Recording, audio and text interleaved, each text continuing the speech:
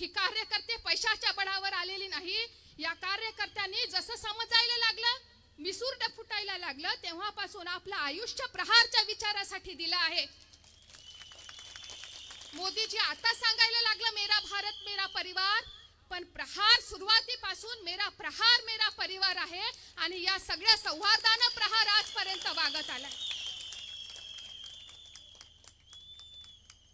खासदारकीच्या प्रतिनिधीला आपल्या भाषेत सांगू काय अटप असायला पाहिजे हो?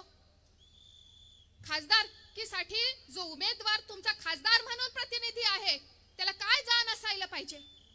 फक्त पीक विम्याचे पैसे मग फक्त अचलपूर मतदारसंघात कसे जास्त भेटतात, इतरत्र का भेटत नाही? कारण पांदन रस्ता काय असतो हे प्रहारच्या कार्यकर्त्याला माहित आहे, हे लक्षात घ्या।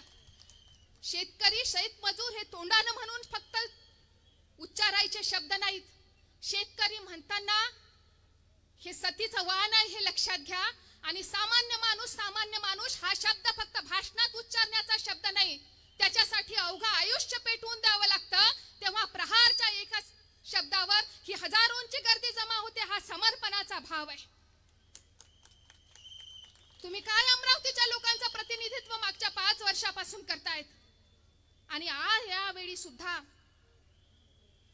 मला वाटतं 2004ला सन्मान्य रफिक शेठ बहुधा उमेदवार होते आणि आज ते या स्टेजवर आहेत। यावेळी जर अमरावतीकरांनो आपण आपला हा निर्धार, आपण आपला हा जोश मतदानामध्ये परिवर्तित केला नाही तर लक्षात घ्या जशी प्रजा असते तशा प्रकारचा राजा आपल्याला मिळतो। आपण आपली काय लायकी आहे हे जर सिद्ध करायचं असेल तर हा सगळा उत्साह, ही सगळी ऊर्जा कोणीतरी सच्चा भाजपचा कार्यकर्ता असेल तर मी सुद्धा मोदीजींची लेक आहे, माझा सुद्धा निरोप त्यांच्यापर्यंत जाऊ द्या की मेरा भारत मेरा परिवार म्हणणाऱ्या आणि पार्टी विथ द डिफरन्स असणाऱ्या भाजपला हे लोक कसे बदनाम करतायत दाखवा एकदा। ही दडपशाही नाही, ही लोकशाही आहे हे लक्षात घ्या। आणि या पद्धतीनं हा सामान्य माणसाचा प्राण आहे, ही सामान्य माणसाची चळवळ आहे, ही मातीमध्ये चिरडून टाकता येणार नाही हे लक्षात घ्या। ज्याप्रमाणे ही उभी राहीन आणि प्रत्येकाच्या मनामध्ये स्फुल्लिंग चेतवेल तेव्हा ते भल्या भल्यांच्या तख्ताला उलटून पाडेल, हा प्रहारच्या कार्यकर्त्याचं सामर्थ्य आहे, ही गोष्ट खरी आहे। ही आश्वासकता या लोकप्रतिनिधीमध्ये असली पाहिजे। या खासदाराला हे कधीतरी कळलं पाहिजे की 6 विधानसभा मतदारसंघ माझ्या याच्यामध्ये आहे, मी कधीतरी एक शेतीवर प्रक्रिया करणारा उद्योग आला पाहिजे। पुण्यानंतर ही अमरावती शिक्षणाचं माहेरघर बनली पाहिजे, यासाठी शैक्षणिक धोरण माझ्या मनामध्ये काही असलं पाहिजे। तुमच्या आमच्या सारख्या गरीबाची लेकरं नाही मोठ्या स्कूलचे लाख रुपये वर्षाची फी भरू शकत, ते ज्या शाळांमध्ये शिकतात ती शाळा बलशाली झाली पाहिजे। अचलपूर मतदारसंघामध्ये आम्ही ते केलंय। 12 कोटी रुपये उर्दू शाळांना आणि 14 कोटी रुपये मराठी शाळांसाठी खेचून आणले आहेत। सामान्य माणसाचं आरोग्य आपल्याला कळू देत। मेळघाट फक्त होळीसाठी जाणारा मतदारसंघ नाही, माझ्या आईबाई बाळणपणासाठी कुठे अडत असेल तर तिला सुद्धा तिचं बाळणपण सुखकर झालं पाहिजे। ते चिखलदऱ्यामध्ये अमाप पाणी येतं आणि जातं। आदरणीय राजकुमार भाऊंना सुद्धा सांगितलं पाहिजे की प्रहारचं नेतृत्व आहे, 15 आमदार बच्चूजींचं स्वप्न आहे विधानसभेत पाठवण्यासाठी, पण जो कोणी कार्यकर्ता आणि जो नेता प्रहारच्या ज्या जागी उभा असेल हे लक्षात घ्या की प्रहारचं वरच्या आशीर्वादावरून आजपर्यंत तरणार नाही, तो भविष्यातही तरणार नाही। तो तुमच्या कर्तृत्वानं, तो तुमच्या मेहनतीनं तुम्हाला उभा करावा लागेल आणि लोकांच्या मनात ठसवावा लागेल। अरे आदिवासी फक्त तुमचा मतदार नाही, आदिवासी या देशाचा मूल नागरिक आहे, कुठेतरी त्याला पाहू दे। आणि ही राम जन्मभूमी असेल, भगवान श्री रामचंद्र असेल, भगवान श्री रामचंद्रांनी एकदा अयोध्या सोडली भावांनो आणि नंतर स्वतःचं जे सगळं सैन्य आहे हे सगळ्या वंचितांमधून उभं केलं। भारताला सांगितलं नाही की अरे भरता तुझ्या वहिनीच्या सुटकेसाठी अयोध्येवरून सेना पाठव, हे भगवान रामचंद्र बोलले नाहीत। प्रहारनं या पद्धतीनं कोणत्याही पक्षाचा आधार न घेता सामान्य घरातल्या मुलांमध्ये स्वतःचा कार्यकर्ता रुजवलाय, जिवंत केलाय आणि तो सत्कारणी लावलाय। ही रक्तदानाची चळवळ आमच्या दिनेश भाऊचा 2500 कार्यकर्त्यांचा गट आहे। तुम्ही अर्ध्या रात्री कोणत्याही ग्रुपचं ब्लड मागा, ते तयार असतील। अरे मीडिया बच्चू भाऊंना काय प्रिय आहे आणि मीडियाचं भाग्य आहे की प्रहारला आणि बच्चू कडूला दाखवतात, नाही तर दुसरी काय बातमी देशात दाखवण्यासारखी आहे मला सांगा.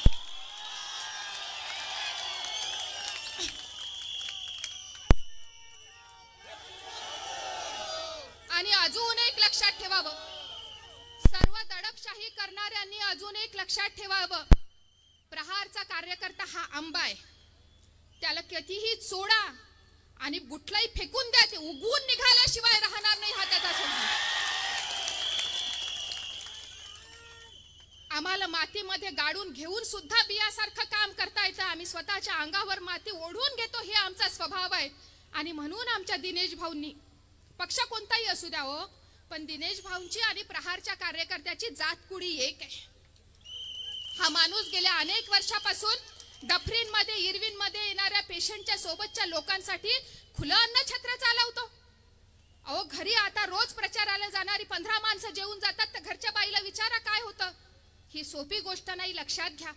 सातत्यानं हा माणूस कार्यकर्त्याच्या भूमिकेमध्ये आहे. आणि तुम्ही काय सांगता हो, तो ग्लासला ग्लास लावतो 12 वाजता उठतो. अरे त्याच्यावर टीका केली पाहिजे ज्याच्या खांद्याला आपला खांदा जुळत असेल, ज्याच्या पायाच्या गतीला आपली गती शोभत असेल, त्या माणसाकडे आपण बोट दाखवलं पाहिजे. हा कार्यकर्ता रुग्णसेवक आहे. दिनेश भाऊ बुब आणि प्रहार हे दुग्ध शर्करा योग आहे मित्रांनो, लक्षात घ्या. कुठेतरी या सगळ्या मर्यादांच्या पलीकडे निघून जाऊन आणि माननीय शरदचंद्र पवारांनी अमरावतीमध्ये दुःख व्यक्त केलं, पश्चाताप केला.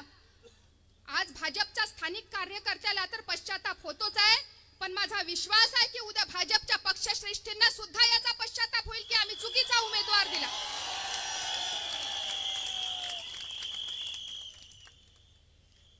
या लोकसभा मतदारसंघामध्ये दिनेश भाऊ बुबचं निवड आणि त्यांचं यश, दोन गोष्टी असतात मित्रांनो, लक्षात घ्या.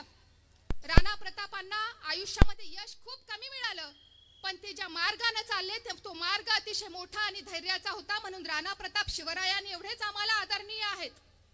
परंतु दुसरी ही अशी जगराहाटी असते जी प्रयत्नांकडे फार पाहत नाही, जो जिता वही सिकंदर म्हणून यशाकडे पाहतं. म्हणून आपल्या ह्या सगळ्या प्रयत्नांना यशामध्ये परिवर्तित करण्यासाठी आज ठाम निर्धार करा. दिनेश भाऊ बुबची या ठिकाणचा हे यश आदरणीय नरेंद्रजी मोदींपासून तमाम सर्व पक्षांच्या पक्षश्रेष्ठींना सुद्धा मनपूर्वक आनंद देईल, हा माझा विश्वास आहे. या ठिकाणी खासदार म्हणून तुम्हाला परमिशन घ्यायची गरज पडणार नाही. माझा मित्र, माझा भाऊ, माझा कार्यकर्ता खासदार आहे आणि म्हणून जिल्ह्याच्या खासदारासोबत सुद्धा तुम्ही मित्रत्वाच्या नात्याने बोलू शकाल. हा आश्वासक उमेदवार प्रहारने या निमित्ताने या मैदानामध्ये उभा केला आहे. आपली बांधिलकी कोणाशी असली पाहिजे हे लक्षात घ्या. आणि फक्त फेसबुकवर युट्यूबवरून कमेंट्स करत बच्चू कडूला गद्दार गद्दार म्हणणाऱ्यांनी सुद्धा लक्षात घ्या की या पक्षामधून त्या पक्षामध्ये जाऊ दे, की या पक्ष सोडून वर्षा पक्षामध्ये जाऊ दे, आमची बांधिलकी ही इथल्या माणसासोबत आहे, हे सुद्धा सगळ्यांनी ठासून एकदा सांगण्याची गरज आहे. आपली बांधिलकी आज राष्ट्रवादी सोबत, उद्या भाजप सोबत, कुणाशी बांधिलकी नाही, फक्त स्वतःच्या स्वार्थासोबत बांधिलकी आहे. पण प्रहारची बांधिलकी ही कायम, आम्ही पडत असू, आम्ही हारत असू तरी लक्षात घ्या. तुम्ही पाहिलं असेल काल कार्यकर्त्यांचे चेहरे उतरले, पण मला तमाम प्रहारच्या कार्यकर्त्यांना आणि सन्माननीय बच्चूजींनाही सांगायचं आहे की तुम्हा लोकांना हरवणारा अजून या मातीत जन्माला आला नाही. तुम्ही लोक तेव्हाच हरू शकता, तुम्हाला हरवण्याची मेघ फक्त तुमच्या स्वभावात आहे. तुम्ही तेव्हाच हराल जेव्हा तुमची हिम्मत हरेल, आणि हिम्मत हरण्याची गरज नाही. हा सामान्य माणूस जोवर प्रहारच्या या सगळ्या चळवळी सोबत जुळलेला आहे, तोपर्यंत निश्चितच मातीच्या चळवळीचं भविष्य पुढे येणाऱ्या हजारो पिढ्यांसाठी सुरक्षित आहे, हा माझा विश्वास आहे. आम्ही राजकीय वारस नाही, मी संतांचं लेकरू आहे आणि या महाराष्ट्रातल्या संतांच्या परंपरेने हे सांगितलंय, असावी दया दीन दुःखी जनांची, सदा आवडी विष्णूच्या पूजनाची. पण पहिलं वाक्य संतांनी सांगितलं, असावी दया दीन दुःखी जनांची. हजारो अपंग कार्यकर्ते महाराष्ट्रामधून अमरावतीमध्ये दाखल झाले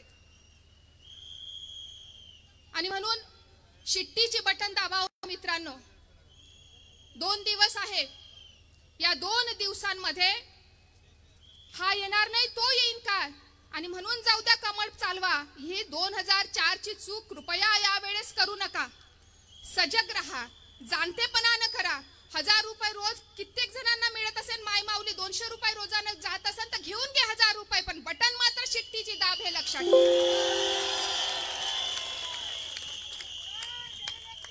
माया सगळ्या माय माऊल्या ज्या इथं उपस्थित नाही पण घरात सुद्धा जे रोज कुकर लावते तिला माहित आहे की कुकरची शिट्टी जर वाजली नाही तर कुकरचा स्फोट होतो आणि तो कुकर स्लॅबला जाऊन चिकटतो. ही शिट्टी या जिल्ह्यातल्या सामान्य माणसाचा हुंकार आहे आणि ही जर योग्य पद्धतीने वाजली नाही आणि यश मिळालं नाही तर इथे दडपशाहीच्या विरुद्ध स्फोट होईल हे सुद्धा नक्की आहे. म्हणून 9 नंबरची शिट्टीच्या समोरची बटन दाबवा आणि तुमच्या आमच्यातला असणारा माननीय दिनेश भाऊ यांना प्रहारच्या संस्कृतीचा एक अतिशय चांगला लोकप्रतिनिधी म्हणून ज्या प्रकारे बच्चूजींनी आमदार कसा असावा तर सामान्य माणसाच्या दारापर्यंत शासकीय रथयात्रा नेली आणि आमदाराला काय काय करता येऊ शकते. अनेक आमदार आले, पाहून गेले शासकीय रथयात्रा कशी काढते, पण पेललं नाही ते शिवधनुष्य कुणाला. त्याप्रमाणे एक खासदार सुद्धा कशा प्रकारे एका इव्हेंट पुरता मर्यादित नसतो, तो सुद्धा किती व्यापक असू शकतो याचा उत्तम आदर्श या भारतीय लोकशाहीमध्ये, या भारतीय लोकशाहीच्या सर्वोच्च मंदिर असणाऱ्या संसदेमध्ये सिद्ध करा आणि दिनेश भाऊ बुब यांना या लोकसभेमध्ये पाठवा अशा आपल्याला आवाहन करते आणि थांबते. जय हिंद, जय महाराष्ट्र. धन्यवाद ताई. प्रहारच्या आमच्या माऊलीनं अत्यंत मार्मिक शब्दात आपल्याला संबोधित केल्याबद्दल ताईंचं एकदा जोरात टाळ्या वाजून आपण स्वागत करूया.